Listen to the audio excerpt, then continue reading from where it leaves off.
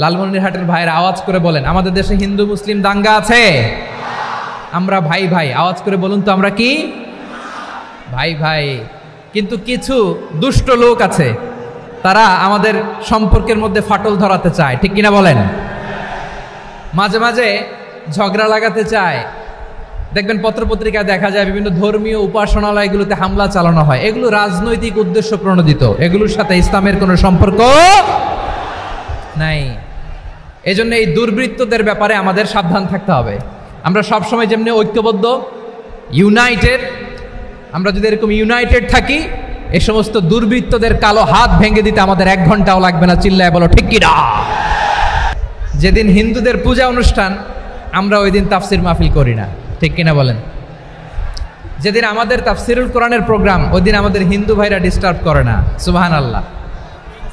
হিন্দুদের পূজা অনুষ্ঠানে মাদ্রাসার ছাত্র যে পাহারা দেয়, গোটা বিশ্বে এরকম দৃষ্টান্ত নজির বিরল, ঠিক কিনা বলেন? আইন শৃঙ্খলা বাহিনীর পাশাপাশি মাদ্রাসার ছাত্ররা যে সেখানে পাহারা দেয়, গোটা পৃথিবীতে এই দৃষ্টান্ত আপনি পাবেন। মাদ্রাসার ছাত্ররা, তারা তো কোরআনের ধারক, তারা হাদিসের ধারক, তারা কেন মন্দির পাহারা দিবে? এই সম্প্রীতিকে ধরে রাখার জন্য, এই সৌহার্দ্যকে ধরে রাখার জন্য, আমাদের পারস্পরিক ভালোবাসাকে অটুট রাখার জন্য। আওয়াজ করে বলতে হবে ঠিক কিনা? আমরা হিন্দু মুসলিম মিলেমিশে শান্তিপূর্ণ সহাবস্থান, সাম্প্রদায়িক সম্প্রীতি, লালমনিরহাটের ভাইয়ের আওয়াজ করে বলুন, এই সাম্প্রদায়িক সম্প্রীতি আমরা চাই কি চাই না? আল্লাহ এই দেশকে তুমি বরকতময় করো, বাংলাদেশকে তুমি শান্তিময় করো। আওয়াজ করে সবাই বলেন আমিন। এখানে আল্লাহ রাব্বুল ইজ্জা ওয়াল জালাল তিনি ইরশাদ করছেন, ওয়ালা তাসুবুল্লাযীনা ইয়াদউনা মিন দুনিল্লাহি ফায়াসুবুল্লাহা আদওয়াম বিগাইরি ইলম কাযালিকা যায়্যান্না লিকুল্লি উম্মাতিন আমালাহুম সুম্মা ইলা রাব্বিহিম মারজিউহুম ফায়ুনাব্বিউহুম বিমা কানু ইয়ামালুন। রব্বুল আলামিন বলেন, গোলাম ও আমার ইমানদার বান্দারা শোনো শোনো, ও আমার বিশ্বাসী বান্দারা শোনো শোনো,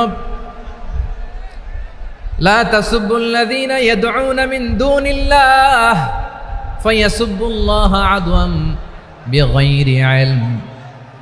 ও আমার বিশ্বাসী বান্দারা, যারা আল্লাহকে ব্যতি রেখে, আল্লাহকে বাদ দিয়ে অন্য উপাস্যকে ডাকে, দেব দেবীর পূজা করে, তোমরা খবরদার তাদের গালি দিও না। আওয়াজ করে বলেন কি দিও না? আল্লাহ বলেন, ও বিশ্বাসীরা শোনো, যারা আল্লাহকে বেছে রেখে দেব দেবীর পূজা করে, অন্য উপাস্যের পূজা করে, তাদেরকে ডাকে, ওই দেবতাদেরকে তোমরা গালি দিও না। যদি ওই দেবতাদেরকে গালি দাও, তাহলে ভুলবশত, শত্রুতাবশত তারা তোমাদের রব আল্লাহকে গালি দেবে, ঠিক কিনা? তোমরা যদি তাদের দেবতাদের গালি দাও, ওরা রেগে তোমার আল্লাহরে গালি দিবে, তাহলে আল্লাহরে গালি খাওয়ানোর কারণ হয়ে গেলাম আমি, ঠিক কিনা বলেন?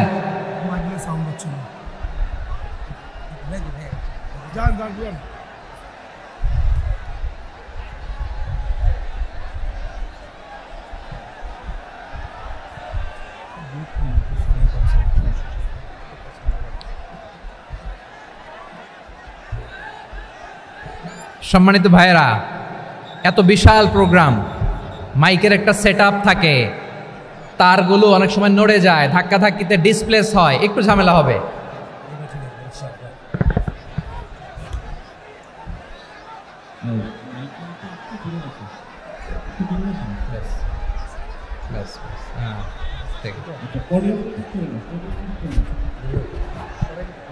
ঠিক আছে, একটু সমস্যা হবে মাঝে মাঝে। আপনারা শান্ত থাকলে, শান্ত থাকতে হবে। এইভাবে সাউন্ড নাই, এই বলতে বলতে আমার সময়ও নাই, উঠে যেতে হবে, এগুলো বোকামি। এই বিভাগীয় প্রোগ্রামগুলোতে যাই, চিৎকার চেঁচামেচি করে তোমরা আসো, সময় শেষ আমাকে উঠে যেতে হয়। আমরা তো বঞ্চিত হলাম, গুরুত্বপূর্ণ অনেক কথা শোনাবো তোমাদের, অনেক। প্রিয় ভাইরা, আপনারা শান্ত হয়ে বসুন, শান্ত হয়ে। রব্বুল আলামিন বলেন, খবরদার বিশ্বাসীরা, আল্লাহ ছাড়া যারা অন্যান্য উপাস্যদেরকে ডাকে, দেবতাদেরকে ডাকে, তাদেরকে তোমরা গালি দিও না। ওই সমস্ত দেবতাদেরকে যদি তোমরা গালি দাও তাহলে তারা আল্লাহকে গালি দিবে, ঠিক কিনা বলেন? আমরা দেবতাদের গালি দিলে ওরা আল্লাহকে গালি দিবে। রব্বুল আলামিন বলেন, খবরদার দেবতাদেরকে গালি দিও না, তাহলে ওরা তোমার রব আল্লাহরে গালি দেবে। প্রতিটি জাতির জন্য তাদের কাজকে আমি আল্লাহ সুশোভিত করে রেখেছি, তারা সবাই একদিন আমার কাছেই ফিরে আসবে। এরপর আমি রব্বুল আলামিন তাদের আমলনামা তাদেরকে জানিয়ে দেব। সুবহানাল্লাহ পড়েন। প্রিয় ভাইয়েরা, আল্লাহ তাআলা বলেছেন খবরদার গালি দিও না। আদেশটা কার? আওয়াজ করে বলেন তো। হিন্দুদের দেবতা দেবদেবীদেরকে গালি দেওয়া যাবে না। আওয়াজ করে বলুন প্রিয় ভাইয়েরা, এই আদেশটা কার? এই আপনাদের গলার আওয়াজ। অন্য ধর্মের দেবতাদেরকে যে গালি দেওয়া যাবে না, এই আদেশটা কার? আরো জোরে বলুন, কার? গালি দিবেন কোন দেবতাকে? দিবেন? যদি দেন তাহলে ওরা আল্লাহরে গালি দিবে। তাহলে আল্লাহরে গালি খাওয়াইলো কে?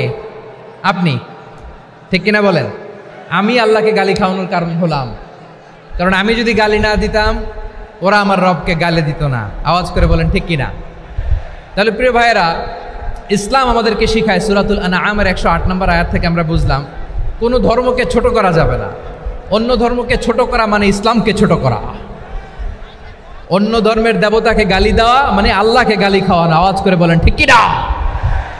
খবরদার, এটা করা যাবে না। আর অন্য ধর্মের দেবতাকে যদি আপনি গালি দেন, ওরা ইসলাম থেকে দূরে সরে যাবে। যাও ইসলামের প্রতি আকৃষ্ট হয়েছিল আর কোনোদিন ইসলামের ধারে কাছে আসবে না। আওয়াজ করে বলেন ঠিক কিনা? এজন্য কখনো কোনোদিন অন্য ধর্মের দেবতাদেরকে গালি দেয়া যাবে না। অন্য ধর্মের কোনো দেবতাদেরকে আমরা গালি দিব না, গালি দিব না, বরং ইসলামের beauty, the beauty of Islam, ইসলামের সৌন্দর্যকে আমরা তুলে ধরব। আমরা যদি বিশ্বনবী সাল্লাল্লাহু আলাইহি ওয়াসাল্লামের জীবনের দিকে তাকাই তাহলে আমি দেখব বিষ্ণু ইসলাম মক্কাতে কিংবা মদিনাতে অন্য ধর্মের লোকদের সাথে খুব পিসফুলি লাইফ লিড করেছেন।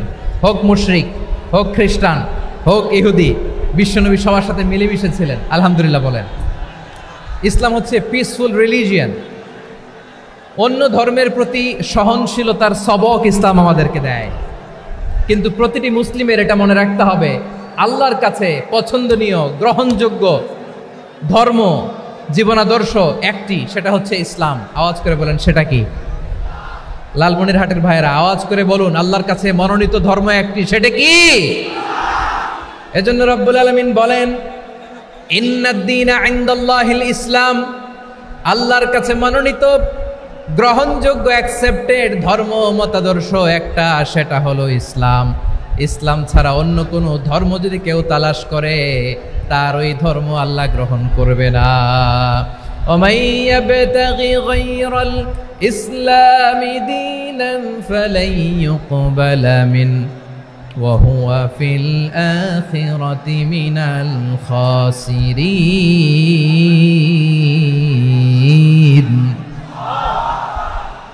Whoever seek anything except Islam, that won't be accepted from him, and he will be loser in the day of judgment. কিয়ামতের দিন ইসলাম ছাড়া কেউ যদি অন্য কোনো ধর্ম তালাশ করেছে দুনিয়াতে, তার এই মতাদর্শ গ্রহণ করা হবে না। and he will be loser, সে হবে লুজার, ক্ষতিগ্রস্ত, হাই হাই কোম্পানির ম্যানেজার। ওর আমও শেষ, সালাও শেষ। আওয়াজ করে বলেন ঠিক কি না? এজন্য ইসলাম পেয়ে আমরা খুশি না বেজার? প্রত্যেক নামাজ শেষে আমরা আল্লাহরে বলি, আল্লাহ রাদিতু বিল্লাহি রাব্বা ওয়া বিল ইসলামি দীনা ওয়া বি মুহাম্মাদিন নাবিয়ান ওয়া রাসূলা। ও আল্লাহ, তোমারে রব হিসেবে পেয়ে আমরা খুশি। ও আল্লাহ, ইসলামকে ধর্ম হিসেবে পেয়ে আমরা খুশি। বিশ্বনবীকে আমাদের রাসূল পেয়ে আমরা খুশি। ঠিক কিনা বলেন? ইসলাম ছাড়া অন্য কোনো ধর্ম আমরা গ্রহণ করব না। ঠিক কিনা বলেন? আল্লাহর কাছে অ্যাকসেপ্টেড রিলিজিয়ান একটা, সেটা ইসলাম। তো বিশ্বনবী সাল্লাল্লাহু আলাইহি ওয়াসাল্লাম মক্কাতে কিংবা মদিনাতে খুব পিসফুলি এক্সিস্ট করেছেন, যে কোনো ধর্মের সাথে মিলেমিশে চলেছেন। তার প্রমাণ আমরা যদি রাসূল সাল্লাল্লাহু আলাইহি ওয়াসাল্লামের বায়োগ্রাফির দিকে তাকাই তাহলে দেখব তিনি মুশরিকদের সাথে পিস ট্রিটি করেছেন, শান্তি চুক্তি, পিস ট্রিটি, পিস এগ্রিমেন্ট। আপনারা হুদাইবিয়ার সন্ধির নাম শুনেছেন? আমার লালমনিরহাটের কলিজার টুকরা ভাইয়েরা, হুদাইবিয়ার সন্ধির নাম আপনারা শোনেন নাই? 6ষ্ঠ হিজরিতে বিষ্ণু ঈসা ইসলাম মুশরিকদের সাথে এই ট্রিটি করেছেন, চুক্তি। কাদের সাথে? মুশরিকদের সাথে। আমরা তো মুসলমান বসতে পারি না, আমরা দুই মুসলিম ভাই একসাথে বসে চা খেতে পারি না, গল্প করতে পারি না। বিষ্ণু ঈসা